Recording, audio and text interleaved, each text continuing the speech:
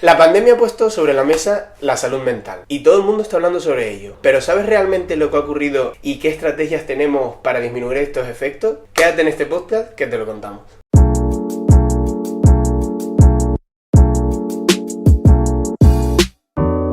Muy buenas, mi nombre es Alonso. Y yo soy Irene. Bienvenidos a un episodio más de Viviendo Vivencia. En este episodio vamos a hablar de lo que ha ocurrido durante la pandemia, qué ha causado en la salud mental todo esto y también unas estrategias. Aquí vamos a hablar, aparte de todo lo que ha sucedido, como ha comentado mi compi, vamos a hablar también de qué estrategias han estado influenciando en todo este auge de sintomatología en la salud mental. No solamente aquella que influencia ese aumento, sino aquella que lo disminuye. Por lo tanto, estad atentos que os lo vamos a contar.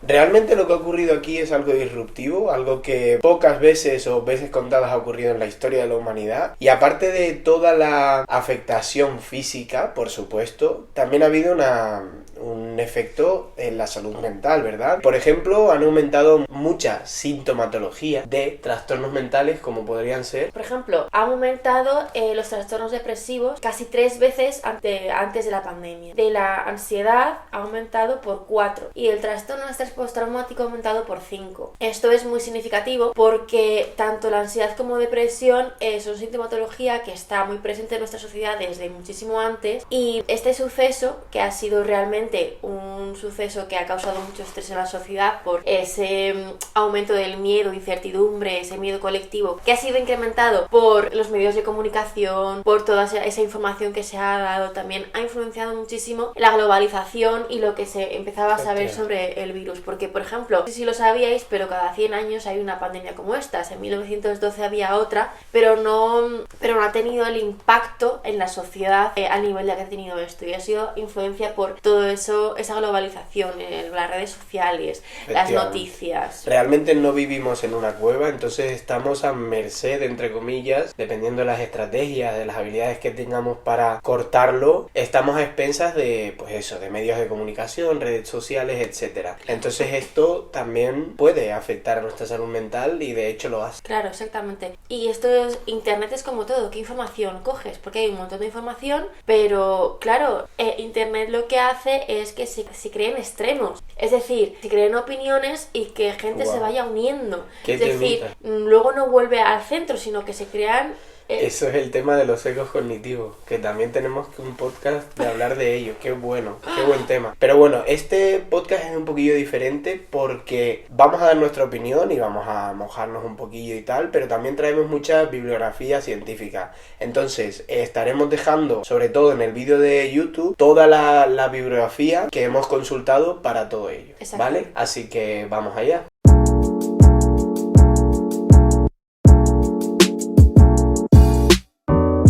Lo primero que os queremos contar es una gráfica que os pondremos en YouTube, que es sobre las olas del confinamiento, sobre las olas del virus. No olas respecto a lo que nosotros conocemos de olas del virus a través del tiempo, sino olas de impacto en la salud general a través del tiempo. Efectivamente, si queréis ver la gráfica, iros a YouTube o pedírnosla por las redes sociales. Exactamente, la colgaremos en las diferentes redes. Bueno, la primera ola es la primera ola del virus, las muertes, esa es la primera ola. La saturación del sistema sanitario, esa sería la segunda ola. Vale. La tercera ola es de aquellas personas que tienen enfermedades crónicas y se han visto interrumpido el tratamiento debido a toda la saturación de los hospitales. Y la cuarta ola es la ola de la salud mental, todo aquel cansancio fisiológico y mental, problemas económicos, trastornos psicológicos, el auge de sintomatología psicológica, etc. Y si echáis un ojo a la gráfica, esta cuarta ola empieza casi simultáneamente a la primera. ¿Qué pasa? Que si la primera ola tiene un pico y baja rápidamente, la cuarta ola, sube y se mantiene. Y la cosa es que todavía no se ve cómo la cuarta ola disminuye. Entonces mi pregunta es, ¿cuánto tiempo se va a mantener esa línea? En aumento o incluso en mantenimiento. En meseta. Tened en cuenta que la salud física tiene un tratamiento mucho más visibilizado que la salud mental.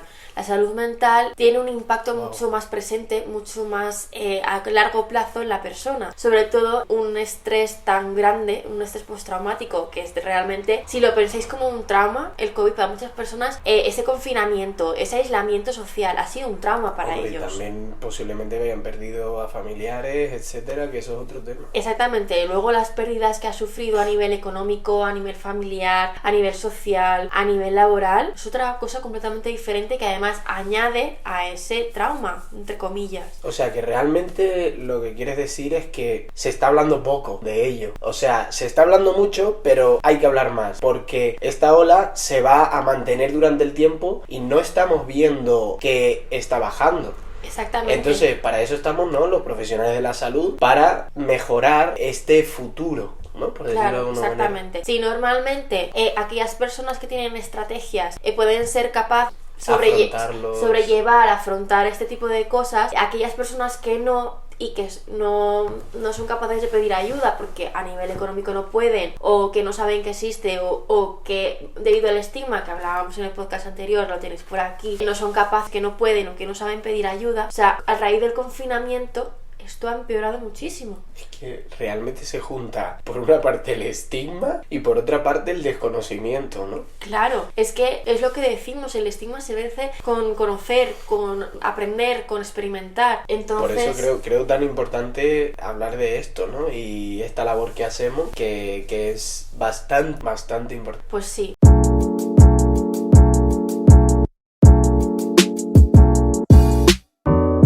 Bueno, aparte del gráfico que os hemos dejado referenciado, ha habido muchísima prevalencia. Ya os hemos contado un poquito cuáles son las que más han aumentado, pero realmente ha aumentado toda la sintomatología psicológica. Hay muchos factores de riesgo, hay muchos factores protectores. Aparte de todo esto, sabemos que ha aumentado la sintomatología de diferentes trastornos mentales, como ha comentado mi compañera anteriormente, pero es obvio que también ha empeorado muchos factores que se podría considerar que son como más mundanos, ¿no? Como puede ser, por ejemplo, el sueño, ¿no?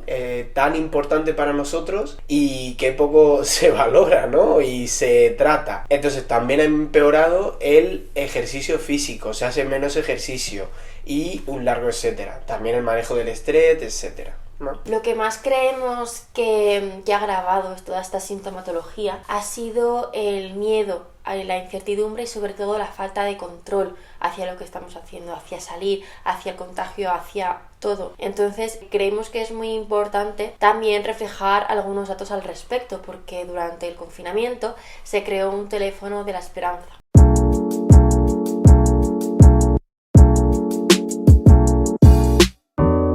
Efectivamente, y es muy interesante, estaremos dejando la bibliografía abajo, pero es muy interesante, como de 11.400 y pico llamadas aproximadamente, 8.000 fueron por sintomatología psicológica. Por ejemplo, se podía ver que había sintomatología depresiva, sintomatología ansiosa, sintomatología de duelo. Por eso creemos tan importante, parte de estos estudios, la asistencia de estos teléfonos para o como apoyo, ¿no? Claro, que confirman todo lo que os estamos contando, porque esto puede que lo hayamos sacado de estudios internacionales de metaanálisis, pero realmente este teléfono de la esperanza lo recogieron profesionales españoles, que yo estoy en contacto porque son algunos de mis profesores. Claro, lo que más nos llama la atención de todas estas llamadas es que, pues por ejemplo, lo que ha dicho él, ¿no? De esas llamadas que tienen sintomatología ansiosa o depresiva, ansiosa a lo mejor llaman un 54%, ansiosa son casi un 30%, de duelo son casi un 20%, o sea, y aparte después también lo que no se cuenta, ¿no? Claro. Lo que decíamos anteriormente,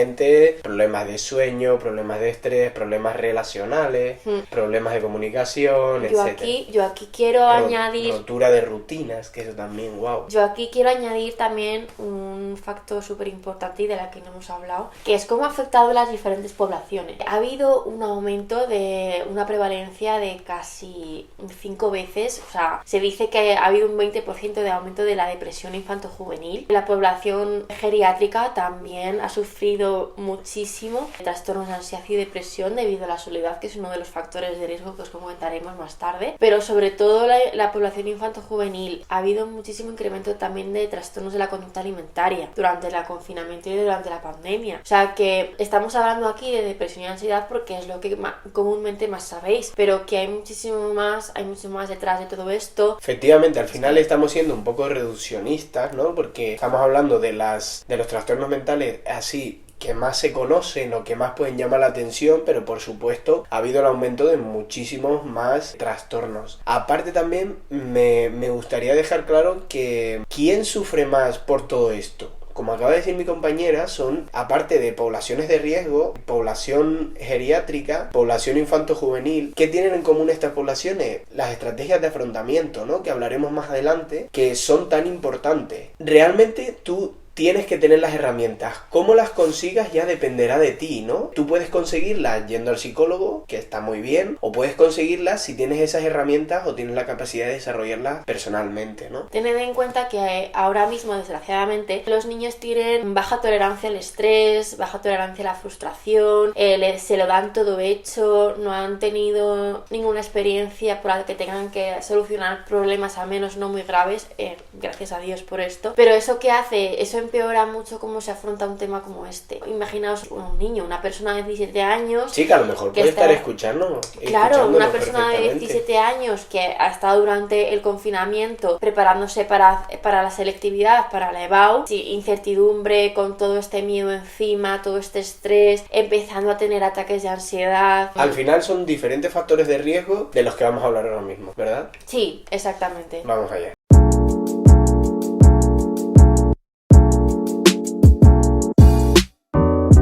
Hay algunos factores determinantes que influencian muchísimo en el impacto psicológico que te puede tener una situación como esta. Algunos que no se pueden cambiar y otros que sí se pueden mejorar. Y hay que tenerlos en cuenta sobre todo para añadirlo a nuestras experiencias vitales y sacar lo mejor de ello. Efectivamente, al final tenerlo en cuenta, ¿no? Y vamos a enumerar una serie de ellos, que el primero sería algo tan importante como puede ser la edad, ¿no? La edad, hemos estado hablando antes sobre ello. A menor edad tienes menos estrategias de afrontamiento y a mayor edad puede que te afecten cosas como podría ser la soledad, ¿no? Porque culturalmente... Sí. ¿No? También hay que tener en cuenta que a mayor edad hay más prevalencia de que tengas algún trastorno neurocognitivo, que tengas demencias, que tengas algún Alzheimer, lo que sea. Y eso lo que hace es que reduce esas estrategias. Entonces hay que también tener en cuenta otra cosa muy importante, es la soledad, como decía Alonso. Es un factor de riesgo súper importante y no solamente afecta a las personas mayores. Las personas mayores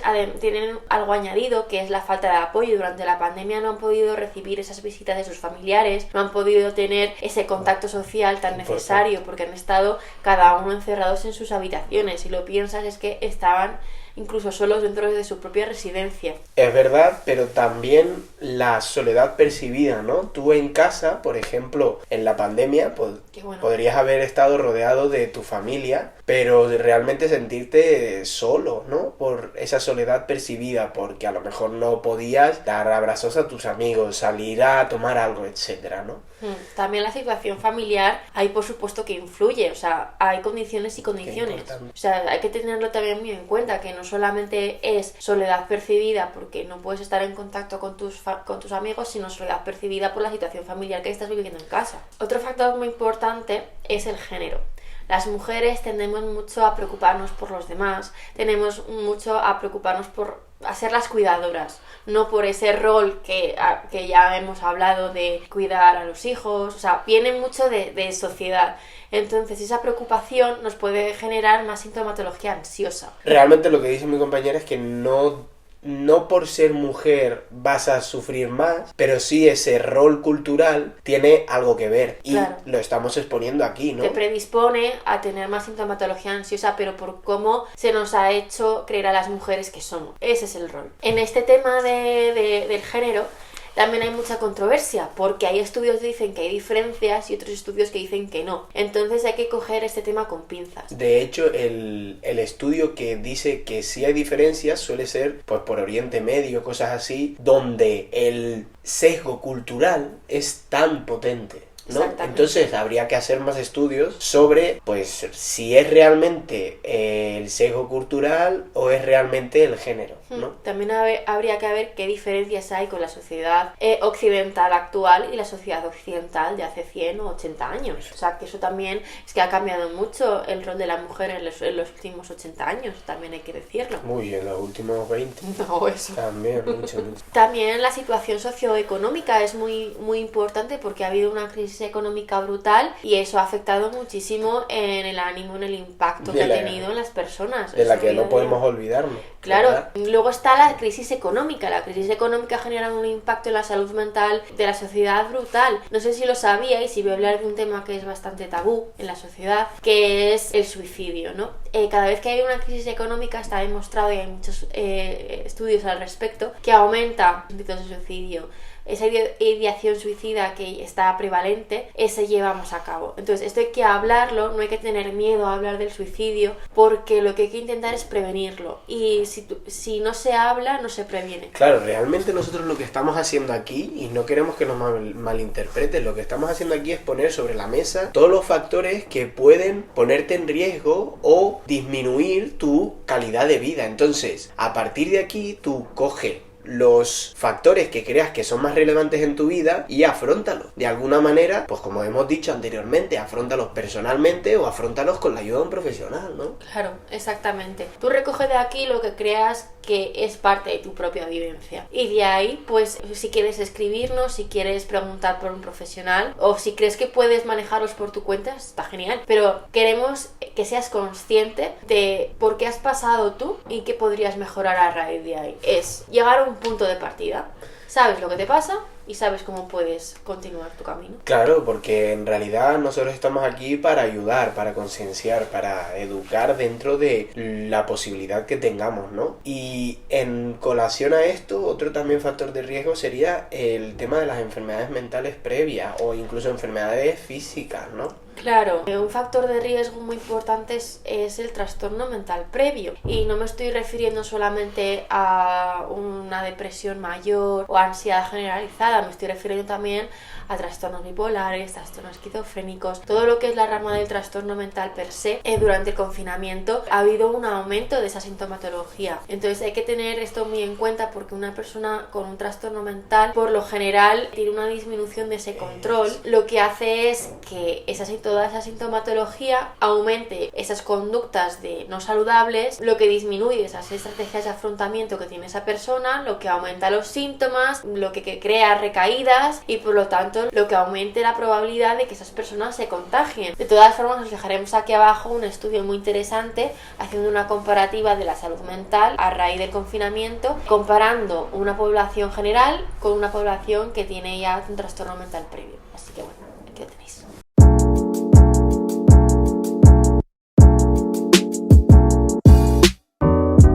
Vale, ahora que hemos hablado un poquito de los factores de riesgo, hemos puesto sobre la mesa qué ha pasado durante la pandemia, etcétera. Vamos a hablar sobre los factores de afrontamiento, es decir, las estrategias que se pueden desarrollar, como bien queremos dejar claro en este podcast, para disminuir o reducir el impacto de estas consecuencias negativas.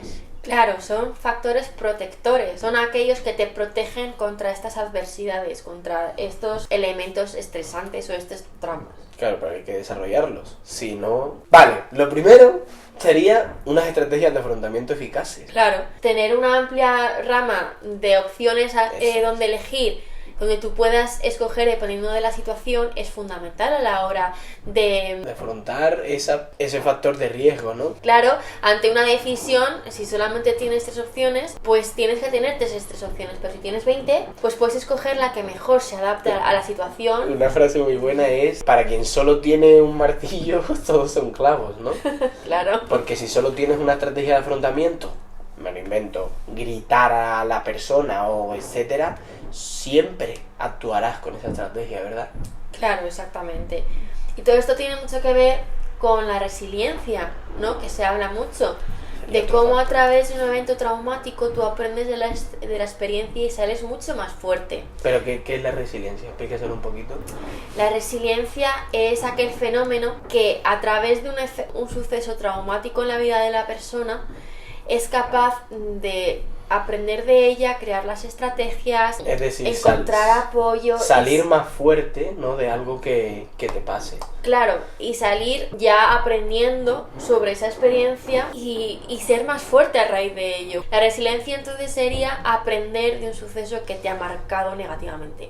Es aprender de él y salir mucho más fuerte, pudiendo ayudar a otros. Pero cómo se desarrollaría esto ya lo hablaremos en otro podcast porque puede ser muy interesante. Claro, la resiliencia de hecho es algo que no es fácil para la persona porque tienes que, hay veces, reestructurar toda tu vida realmente. No en cuanto a hábitos, sino en cuanto a creencias, a valores, a pensamientos irracionales. Wow. Hay que hacer un trabajo a nivel no solamente psicológico, sino emocional, cognitivo, social, porque muchas veces el entorno en el que estamos no es propicio para nosotros poder cambiar y mejorar y aprender y salir de ello.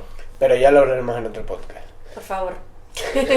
Y el siguiente factor protector sería tener rutinas, ¿no? ¿Qué pasó durante la pandemia? Que literalmente las rutinas que nosotros teníamos marcadas, por ejemplo, ir a trabajar, llevar al colegio a los críos, etcétera, literalmente se rompió. Entonces, este cambio de rutinas puede ser muy perjudicial para la salud de la persona. Un factor protector se fomentó a hacer ejercicio en casa. Entonces hubo muchas personas que subían vídeos a internet haciendo deportes, se fomentó muchísimo pues el ejercicio en casa. De hecho, recuerdo que cuando querías, por ejemplo, entrar en una página para comprar, no sé, equipo de hacer ejercicio, era como de lo más vendido, por ejemplo. Sí, una locura. O sea, realmente tuvimos que crear rutinas nuevas, ¿no? Yo me hice un gimnasio en casa. Otra de las cosas que se han fomentado ha sido hábitos de sueño, hábitos de alimentación. Ya os hemos dicho que ha habido muchos trastornos de la conducta alimentaria durante el confinamiento. También ha habido mucho aumento, por ejemplo, de cocinar, de esas cosas que normalmente no nos dan tiempo, pues han servido como esas perlitas dentro de un suceso que es traumático, como esa... Han florecido cosas que deberíamos haber tenido, pero no las teníamos porque no teníamos tiempo, claro. Claro, se ha fomentado el aceptar, fomentar el vínculo el pasar tiempo en familia, exactamente, cocinar, hacer deporte, etcétera, ¿no? Entonces al final son hábitos de vida saludables, ¿no? Una mesa que se aguanta por tres patas. Entonces la alimentación, el ejercicio y el descanso. Y bueno, obviamente también aquí estamos hablando de la cuarta pata, que también es muy importante, que es el tema de la salud mental, ¿no? Manejo del estrés, etcétera. Claro, exactamente. Pero yo lo que quería decir es que de todo, una cosa buena que yo saco del confinamiento es que nos ha permitido parar y observarnos. Y yo creo que ese parar y observarnos es importante porque a nadie le interesa parar a observarse porque uno, no tiene tiempo, y dos, la mierda que hay ahí que no te paras a pensar y sacar y expresar es muchísima. Wow, y esto podría ser también una de las causas por las que han aumentado tanto... Claro, porque han aumentado esos miedos, han aumentado esa incertidumbre. Ha habido personas que han cogido esta oportunidad y se han conocido a sí mismos, han reflexionado. Pero claro, es que hay a muchas otras que es que eso les ha provocado un autoconocimiento que no les ha gustado. O que no tienen las estrategias suficientes para autoconocerte. Y entonces tienes miedo, ¿no? Porque ves a lo mejor que durante el confinamiento en familia no aguantas a tu hermano, por ejemplo, ¿no? ¿Qué es lo que ha pasado? O sea, hay un auge de divorcios en septiembre después de verano por la convivencia familiar. Pues ha habido un auge de divorcios en junio, que es cuando se terminó la pandemia después de todo esto. O sea, que también ha habido muchas relaciones que han mejorado, han fortalecido y tal, pero como que también ese parar ha servido para muchas familias para ver si las personas que son ahora coinciden con las que fueron.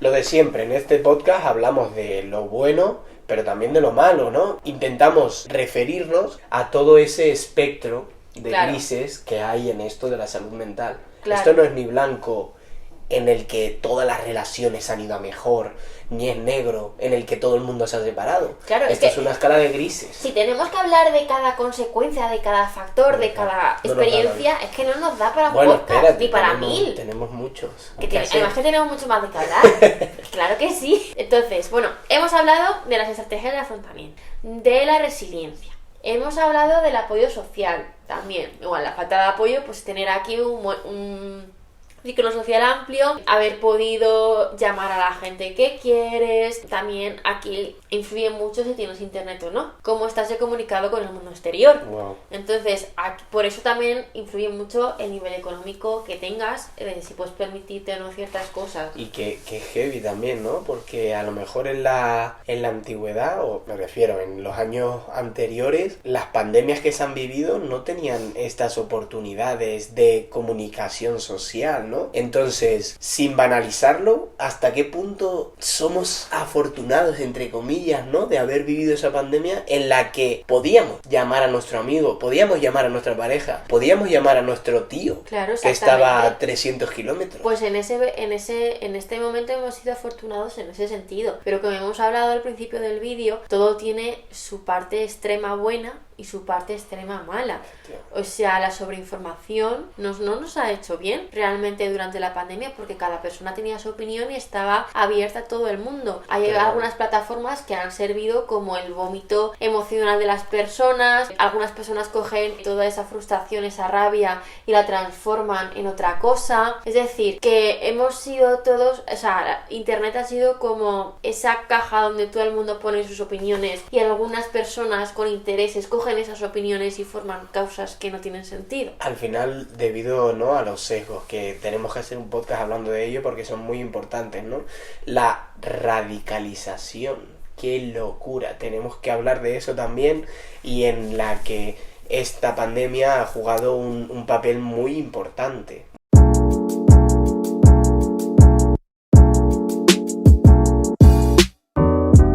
Nos quedan unos cuantos factores de protección más. Uno sería el manejo del estrés. Teniendo en cuenta que ha sido una situación muy estresante para todo el mundo, cómo nosotros manejamos ese estrés en nuestra vida diaria va a influir muchísimo en cómo afrontamos estas situaciones. Una persona que esté acostumbrada a un manejo del estrés constante, véase un médico, véase una enfermera, véase un piloto, tienen más probabilidades de salir airoso de una situación estresante que una persona que no esté tan acostumbrada a afrontar este tipo de situaciones. Entonces, en este manejo del estrés influye mucho qué estrategias usas tú, sobre todo de manejo emocional, de manejo de los pensamientos irracionales. Influye muchísimo a nivel general y social cómo manejas tú una situación, por ejemplo, familiar, porque el manejo del estrés se aprende en casa. Entonces, teniendo en cuenta que el aislamiento que hemos tenido ha sido en casa y que muchas personas han estado con su familia, pues cómo han sido las interacciones de ese estrés en casa repercute al mucho final, por imitación, ¿no? Hasta que hagamos un curso y lo enseñemos nosotros.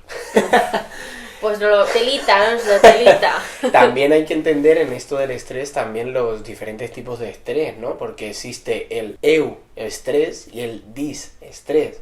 El disestrés sería como el estrés malo, por decirlo de alguna manera, en el que es un estrés que te mengua la salud al final, ¿no? Que te obliga a estar de peor humor, etcétera, ¿no? Pero también existe el euestrés, que es el estrés bueno, por decirlo de alguna manera, que es el típico estrés en el que tienes pocos días para entregar ese trabajo y esto te hace motivarte más. Es el típico estrés, están tus padres en la grada viéndote y te hace mejorar, nadar más rápido. Es el típico estrés en el que, por ejemplo, las personas han utilizado este tiempo de aislamiento para escribir libros. ¡Wow! Para mejorar hacia sí mismos. Es lo que estamos hablando. Esas características y esa motivación por mejorar, que ha utilizado esto como una fuerza, una motivación externa para conseguir cosas, es como si hablamos en la naturaleza. El euestrés sería, por ejemplo, lo que te motiva a huir de ese depredador. El disestrés es algo que se ha adaptado más a la sociedad actual, que es un estrés más constante y que no disminuye con el tiempo. Qué bueno. Que está con las hormonas, con el cortisol a tope todo el tiempo. Que es lo que gasta de nuestras energías un montón y que nos afecta luego, nos crea sintomatología ansiosa, depresiva, lo que sea. Entonces, al final, dejando este tema, sería aprender a gestionarlo y, bueno, ya hablaremos más en el futuro de ello, porque es un tema muy interesante. Hay otra pregunta que te quiero decir. ¿Cómo reaccionaría al aislamiento una persona que reacciona normalmente, enfadada? Otra que reacciona, pues por ejemplo, con la tristeza. Otra que reacciona atacando. Otra que está a la defensiva. Otra que no sabe cómo reaccionar y está, pues ahora estoy bien, ahora estoy mal, ahora estoy bien, ahora estoy mal. ¿Cómo crees que va a afectar eso en la salud mental? Con cada, vamos a llamarlo tipología, cada reacción. Esto es lo que se llama el temperamento afectivo, ¿no? Que sería ese afrontamiento, ¿no? De esas afecciones. Y yo creo, obviamente, que esto ocurre y hay personas que tienen diferente temperamento, ¿no? Y dependiendo de la tipología que tengas o de lo que hayas aprendido también, ¿no? Como hablábamos antes, afrontarás de una u otra manera, ¿no? Entonces, es tan importante conocerte a ti mismo para saber qué estrategias tienes, cuáles no tienes, pero sobre todo cuáles te gustaría desarrollar, ¿no? Porque esto se puede desarrollar. Claro, cada una de ellas es adaptativa y cada una de ellas sirve en diferentes situaciones, pero ¿cuál crees que es así la más efectiva para esta situación? Hombre, yo creo que sería una estrategia que tenga como valor principal la resiliencia, ¿no? Esa capacidad de salir reforzado de esas afectaciones personales de salud, etcétera, ¿no? O sea, ¿tú crees que una persona que por lo general afronta esa situación de miedo y de estrés es la que puede salir más airoso de sufrir todas las consecuencias de la salud mental? Hombre, yo diría que sí, porque al final hablamos antes, el miedo, el estrés, la incertidumbre, la falta de recursos van a estar ahí y hay que aprender a vivir con ellos y aprender a afrontarlos, ¿no? Porque si tienes miedo a algo, no lo típico que se dice en el mundo de la motivación y todo eso, pues hazlo con miedo, ¿no? Hablaremos más de ello en otros podcasts porque son temas muy interesantes, pero queremos dejarlo claro. Hay que aprender a afrontar esto desde la racionalidad y desde el amor propio, ¿no? El autoconocimiento.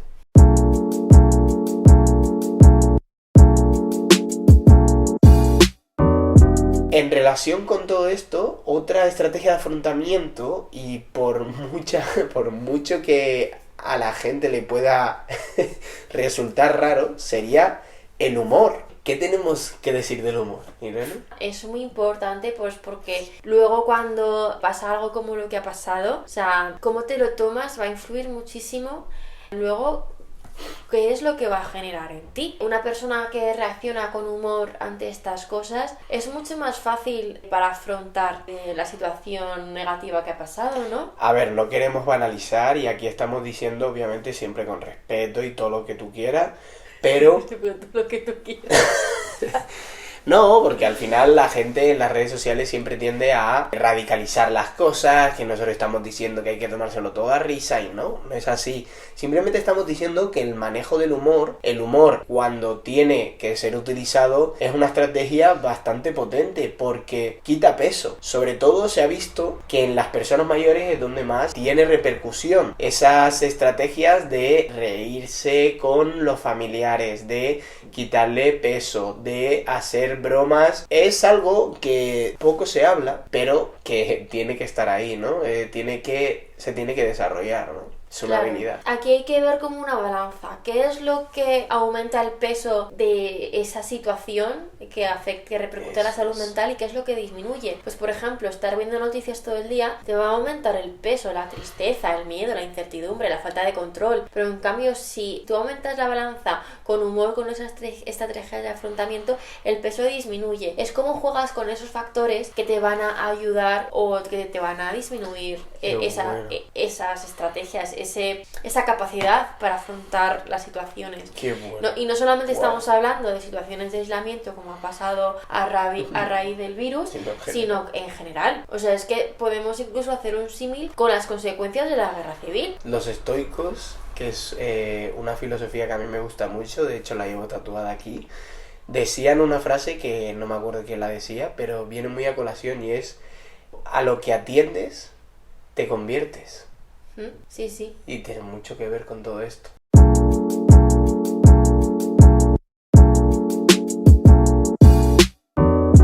Y ahora al final de este podcast, ya vamos llegando al final y vamos a hablar un poquito de nuestra opinión o cómo nos ha afectado a nosotros la pandemia, qué hemos hecho nosotros para mejorar o para empeorar, también podría darse el caso, en todo esto, ¿no? Y yo te pregunto, Irene, ¿qué ha representado para ti esta pandemia? ¿Has mejorado cosas en tu vida? ¿Has hecho algún uso de estos factores protectores? ¿Has desarrollado alguno? Coméntanos un poquito.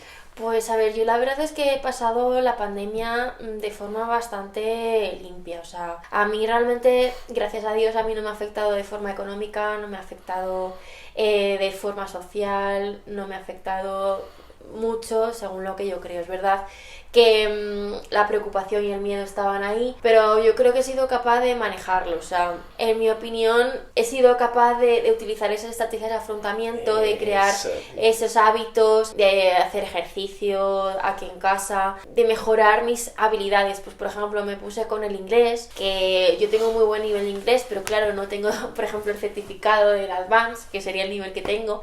Y sí que me había puesto antes de la pandemia y seguimos online, entonces pues ese hábito se lo seguía manteniendo, que realmente no ha alterado mucho a nivel convivencia, no alteró mucho. Lo que sí, pues eso, pues que no podíamos salir Y además que tú eres muy casera, ¿no? Claro, yo soy muy casera, entonces por ejemplo en ese aspecto afectó más a mi hermana, lo que me permitió pues hacer, yo que sé, muchas más cosas con ella. A mí la verdad es que me encantó ese aspecto de que pude reconectar con ella, porque mi hermana y yo teníamos una relación que era cercana, pero que se acercó mucho más en la pandemia. O sea, que eso lo agradezco muchísimo, el confinamiento. O sea, realmente estrategia de afrontamiento que has utilizado pues sería tema de hábitos saludables, tema de mejorar relaciones sociales, también no te han afectado otros factores, ¿no? Que serían... Sí, no he sufrido ninguna pérdida por el COVID. Eso y es un factor muy importante que yo agradezco mucho. O sea, sí que lo he vivido porque he tenido personas cercanas contagiadas, familiares, pero no ha habido pérdidas significantes en ese sentido. Y yo lo agradezco mucho. También se podrían sacar cosas buenas de la pandemia, y es que gracias a que ha habido una pandemia nosotros estamos hablando de ello aquí ahora mismo, claro, ¿no? En nuestro podcast, este proyecto que hemos decidido crear juntos, y estamos hablando de ello, estamos poniendo la salud mental, como bien hemos dicho al principio, sobre la mesa, ¿no? Sí. ¿Y para ti cómo fue, Alonso?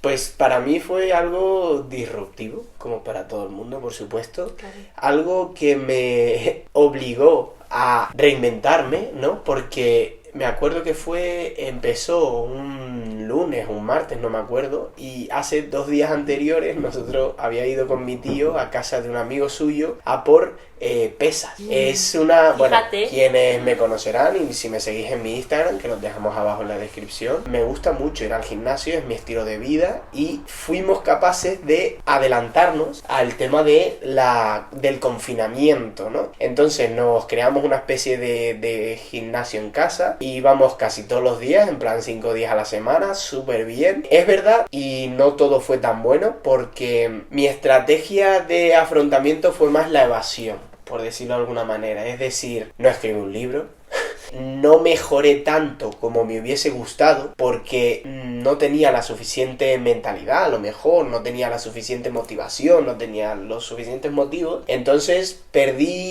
considero que perdí mucho tiempo en el tema de, por ejemplo, jugar a los videojuegos, no invertir el tiempo en cosas que me hubiese gustado invertir. Es verdad, y esto es algo de lo que estoy muy orgulloso, una vez a la semana, una vez cada semana y media, hacía una videollamada con todos mis amigos. Y esto es algo de lo que estoy muy orgulloso, porque al final es lo que hablamos, ¿no? De ese factor protector que hace ese apoyo social, ¿no? Esa conexión, ese sentir que no estás solo, esa soledad y tal. Y eso me gustó mucho, porque aparte de afianzar mucho la amistad, pues jugamos a juegos, hablábamos de qué había pasado, que no había pasado mucho, pero ya me entiendes, ¿no? Entonces fue muy potenciador en ese aspecto. Un aprendizaje que me llevo muy importante de la pandemia es puede sonar un poquito raro, ¿no? Pero es el enfrentarse a la incertidumbre, es decir, incluso a amarla, a aprender, ¿no? A vivir en ella, porque nunca vas a saber lo que te va a pasar. De hecho, yo tengo muy presente el tema de la muerte, ¿no? Practico todas las semanas una meditación de la muerte, del Memento Mori, famoso Memento Mori. Entonces, soy muy consciente de que hoy estamos y mañana puede que no. Entonces, gracias a quien sea, no tuve ninguna pérdida por el COVID, menos mal. Entonces aprendí mucho a enfrentarme a eso, a la incertidumbre, y ahora es algo que valoro mucho y que recomiendo a todo el mundo, ¿no? Aprender a afrontar esa adversidad, incluso aprender a estar a gusto en ella. Es algo complicado. Aceptarla e incluirla en tu casa, ¿no? Como invitarla a pasar. Es como no vas a tener el control de todos los aspectos de tu vida, y no tienes por qué tener el control de los aspectos de tu vida, porque hay muchas variables que no puedes controlar, y solamente saber eso te relaja y dices, bueno, va a haber incertidumbres en mi vida, va a haber miedos en mi vida, ¿cómo te los tomes? Es tu responsabilidad. Eso es psicología, ¿no? Y estoicismo, esa dicotomía de control, ¿no? Exactamente. Cosas que puedes controlar, céntrate en lo que puedes controlar, lo que no, ya está. Exactamente. Pues nada, con esto nos despedimos. Espero que les haya gustado muchísimo este podcast. Estoy muy contento de haber hecho esto contigo, Irene. Muchas gracias. Y os recordamos que tenemos toda la información abajo, dejamos toda la bibliografía. Estamos en todas las plataformas, en Spotify, iVoox, Apple Podcast, Google Podcast, Anchor, etc. Y nada, nos vemos en el siguiente. Nos vemos en el siguiente. Pasadlo bien. Buena semana. Hasta luego. Chao, chao.